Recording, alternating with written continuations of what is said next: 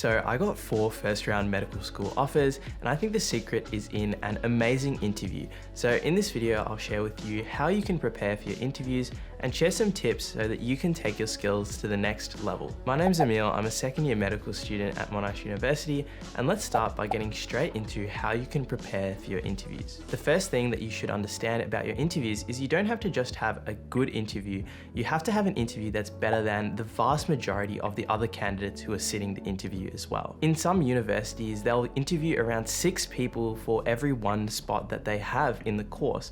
So you have to make sure that you're beating all of those other 5 to 6 people to actually get your spot in the course. When you start to think about the interviews this way, you'll realize that it's not important just to have a good or passable interview.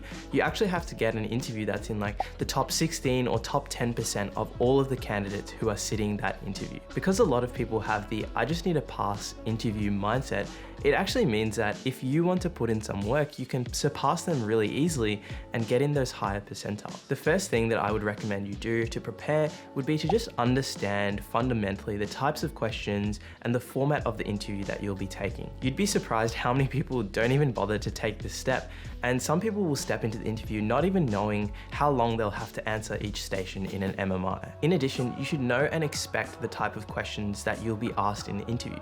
For example, you should know that most MMI interviews will never really ask you why you wanted to pursue medicine. It's possible, but it's really unlikely. But you should also know, on the other hand, that most MMI stations will definitely ask you about ethical questions where you're expected to apply ethical knowledge and considerations to a certain scenario. I know that for some of you, this might be the most obvious information ever, but it's important to keep in mind because you should distribute your time according to what questions that you're most likely to be asked in an interview. Doing your research is one of the most important things that you can do, and I'd highly recommend that you go online, have a look at some practice scenarios for an MMI station, or try and find some previous interview questions from a university that you want to apply to. Quick shameless plug, I'll have the link to my free MMI book in the description box down below. It has 50 practice scenarios and solutions, and it would probably be a great place for you to get started looking at some scenarios. Once you understand the requirements of the interview itself, it's a great idea to learn the common questions that you'll be asked. In most MMI interviews, the issues that come up are the same ones that repeat again and again and again. So getting familiar with these issues means that you have a nice strong base of understanding and also examples that you can draw upon to answer your questions. For example, the same ethical principles always come up again and again, which are the pillars of medical ethics: beneficence, non-maleficence, autonomy, and justice. And then there's also a lot of questions about confidentiality and privacy as well. They'll also almost certainly ask you about issues in healthcare.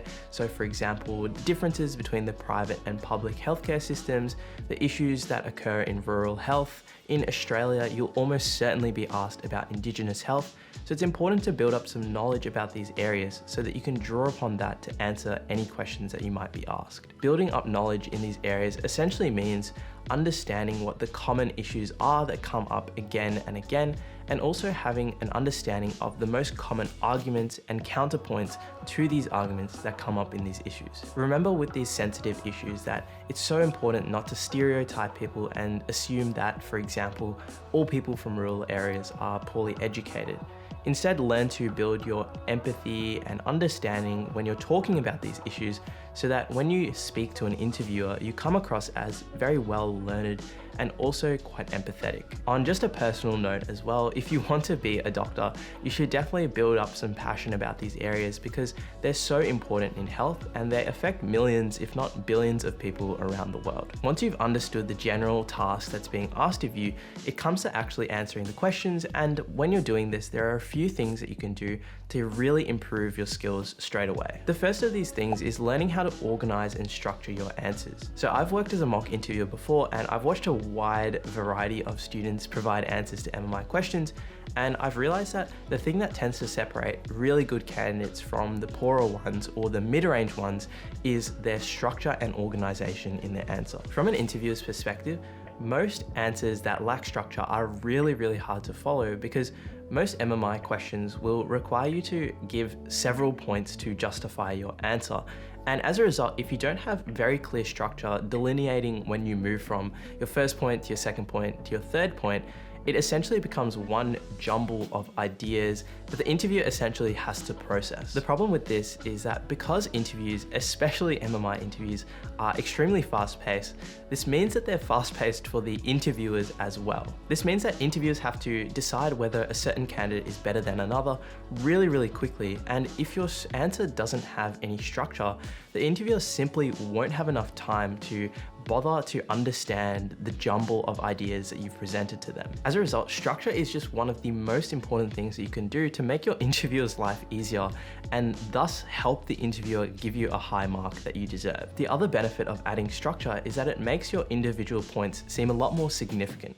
So for example, if I say, I went to the shops and I got a haircut and I went to the post office, that doesn't necessarily seem as significant as, firstly, I went to the shops, secondly, I went to the post office, and then finally, I got a haircut. It's definitely a very silly answer, but you can tell by adding that structure to each of the parts. It makes each of them seem more significant and easier to understand.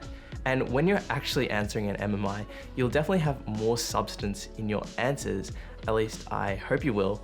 And as a result, that will make the structure so much more important. The next thing that you can do to improve your skills is to do the majority of your practice in front of a mirror. The reason I tell my students to practice in front of a mirror is because it allows you to watch your own facial expressions and isolate what things you might be doing that you might not necessarily realize when you're talking to someone else. If you want to take it to the next level, you should actually record yourself speaking, because that will give you the opportunity to wind back and have a look at what you might be doing. These types of exercises are amazing for improving your speaking and your confidence and charisma, because they help you understand what small tics or behaviors that you might be doing when you get nervous, and they also help you look from a more objective lens how you appear when you're speaking to someone. When working on your confidence and charisma, I would totally separate this from the skill of generating an answer that's really logical and coherent, because when you combine the two, it can become a little bit overwhelming. What I would recommend is that you use one sample answer that you produced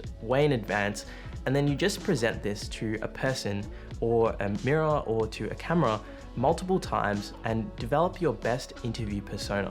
After you've worked on the technique of presenting an answer multiple times, you realize that the skills of confidence and charisma will build up, and they'll be much easier to transfer over when you're thinking about how you want to present an answer separately. Practicing with others is quite good, but it's often hard to organize, and it's much more important that you build up confidence and charisma by talking repeatedly in front of a mirror and improving your skills as time goes on. The most important thing here is that you feel comfortable and confident when you're speaking to the interviewer on the day. In my opinion, these are the most important things that you can do to prepare for your interviews, so try applying them yourself, and good luck.